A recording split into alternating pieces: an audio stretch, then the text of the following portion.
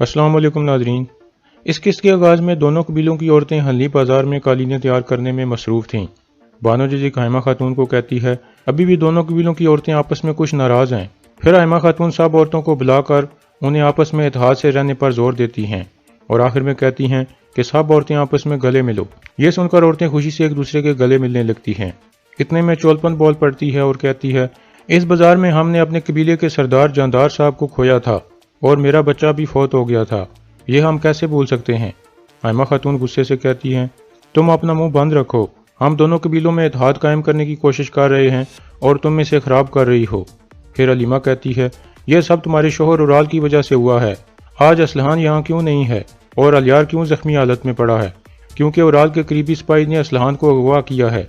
चोलपन दोबारा जावेदार कबीले की औरतों को भड़काने की कोशिश करती है, लेकिन हाइमा खातून उसे सख्ती से डांट देती हैं और कहती हैं तुम दफ़ा हो जाओ यहाँ से। फिर चोलपन वहाँ से चली जाती है और औरतें दोबारा काम पर लग जाती हैं। दूसरी तरफ उराल सरदार वाली सीट पर बैठा हुआ था। इतने में अजार उसके पास पहुँचता है और कहता है अच्छी खबर नहीं है सरदार, अलियार होश में आ गया है और सेहतयाब हो रहा है। उराल कहता है कोई बात नहीं, वो हमें रोकने के काबिल नहीं है। अजार कहता है एक और बात है सरदार, सिपाहियों ने कुनर साहब की लाश देख ली है और कुतलूजा को भी पता चल गया है। यह सुनकर उराल सख्त गुस्से में आ जाता है और कहता है तुम इतने बेवकूफ़ कैसे हो सकते हो, तुमने लाश को इतना करीब क्यों फेंका? अजार कहता है लाजमी कुतलूजा के आदमी सारी रात हमारा पीछा करते रहे हैं, वरना वो लाश को तलाश न कर पाते। दूसरी तरफ कारा जैसर में वसूलियस का आदमी तेओ जेल से बाहर आ चुका था, क्योंकि वसूलियस ने उसे बामसी को पकड़ने का मिशन दिया था। तेओ के साथ कुछ और आदमी भी मौजूद थे। फिर वो छुपकर बामसी को देखने लगते हैं। बामसी आचातुरियन की दुकान पर मौजूद था। आचातुरियन पूछता है इतने गमज़दा क्यों हो बामसी? बामसी कहता है मैं प्यार में कैद हो गया था आचातुरियन, लेकिन अब मैं आज़ाद हो गया हूँ और अब मैं अपने कबीले जाऊँगा। फिर बामसी खड़े होते हुए कहता है आप मुझे इजाज़त दें, मैं चलता हूँ। यह कहकर वो चल पड़ता है। यह देखकर तेओ भी अपने आदमियों के साथ उसके पीछे चल पड़ता है।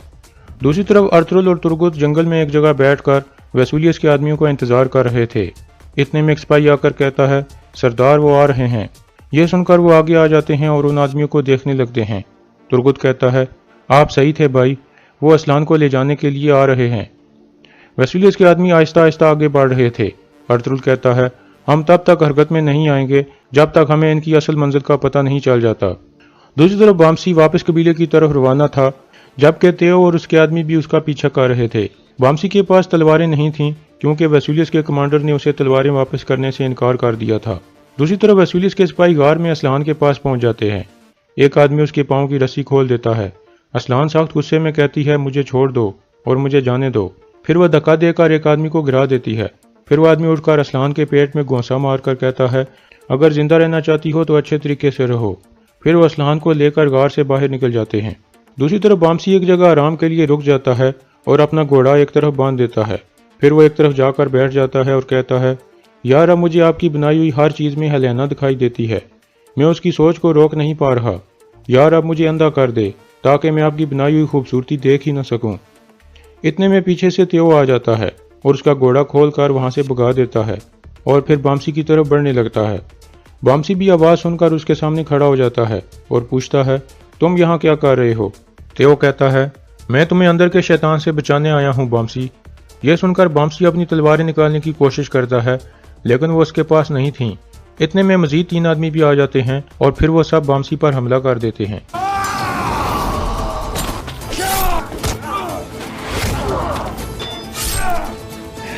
इस लड़ाई में बामसी तेओ के 2 आदमियों को मार देता है, लेकिन फिर तेओ उसे गिराने में कामयाब हो जाता है और उसका एक बाजू हिला देता है, जिससे बामसी का बाजू बेजान सा हो जाता है। लेकिन बामसी दोबारा खड़ा होकर तेओ के तीसरे आदमी को भी गिरा देता है। फिर तेओ दोबारा हमला कर देता है।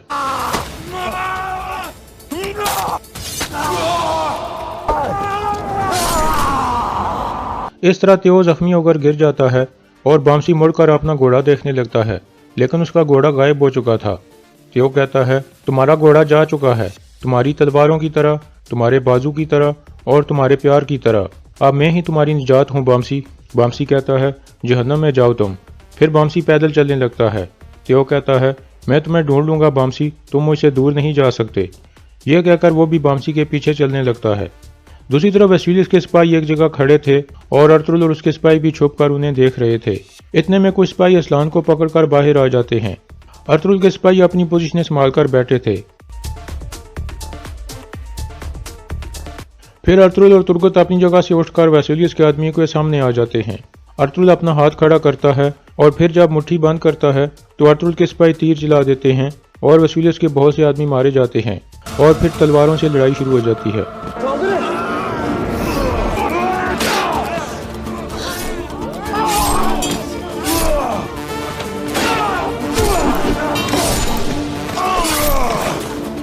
कुछ ही देर में एक आदमी के अलावा वसूलियस के तमाम आदमी मारे जाते हैं और वो आदमी अपना खंजर असलान की गर्दन पर रखकर खड़ा हो जाता है। अर्तुगरुल अपनी तलवार पीछे कर देता है और खंजर की तरफ हाथ बढ़ाता है।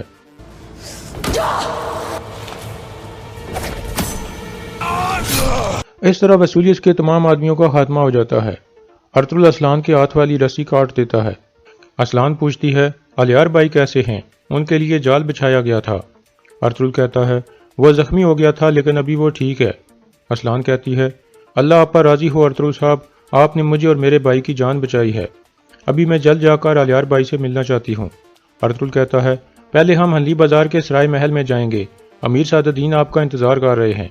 इसके बाद वो सब वापसी की तरफ रवाना हो जाते हैं। दूसरी तरफ बामसी एक जगह बैठकर आराम कर रहा था और अपने आप से कहता है, वो बदमिजाज आदमी सही कह रहा था, हेलेना ने मुझे आग में फेंक दिया है और मुझे जहन्नम में डाल दिया है। इतने में त्यो भी वहां पहुंच जाता है और कहता है, मैं आ गया तुर्क। बामसी खड़ा होकर कहता है, या तुम या मैं, आओ फिर। इस तरह दोबारा उनके दरमियान लड़ाई शुरू हो जाती है।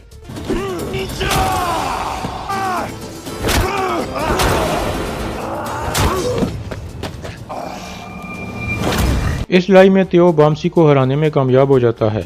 बामसी गिर जाता है और त्यो अपना खंजर निकाल लेता है। बामसी दोबारा उठकर बैठ जाता है। त्यो कहता है, वक्त आ गया है।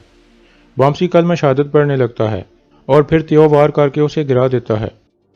दूसरी तरफ अर्तुगरुल असलान को लेकर हल्ली बाजार में पहुंच गया था। सब लोग उन्हें देखकर खुश हो जाते हैं। कबीले की खवातीन आकर असलान को खुश आमदीद कहती हैं। आयमा खातून और अलीमा भी वहां आ जाती हैं। अर्तुगरुल उन्हें कहता है, असलान खातून काफ़ी थक गई है, इसका ख्याल रखें। फिर अर्तुगरुल अंदर की तरफ चल पड़ता है। आयमा खातून और हलीमा असलान को खुश आमदीद कहती हैं।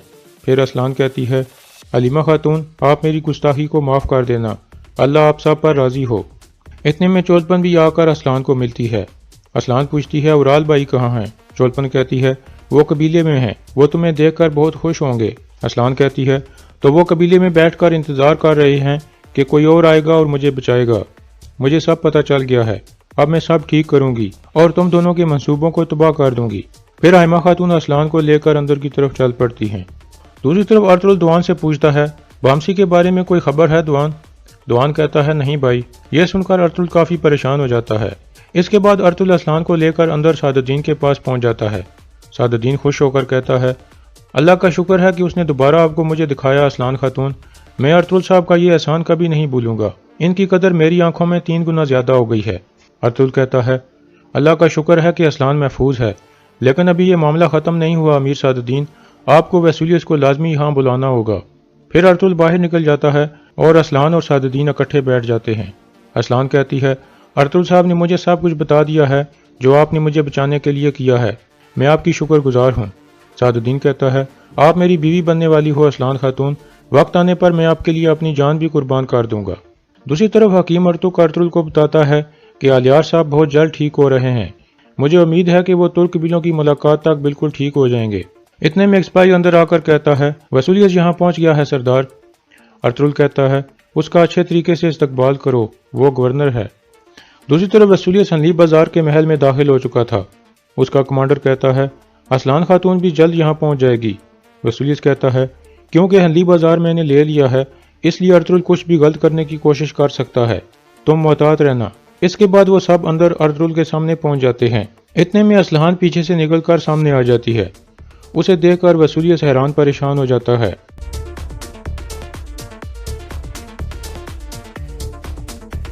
फिर अर्तुगरुल कहता है, मैंने सुना है कि तुम अमीर साहब के साथ कोई मायदा करना चाहते हो वसूलियस, और मैं यहाँ तुम्हें तराजू में तोलना चाहता था ताकि देख सकूं कि तुम कितने इज्जतदार आदमी हो।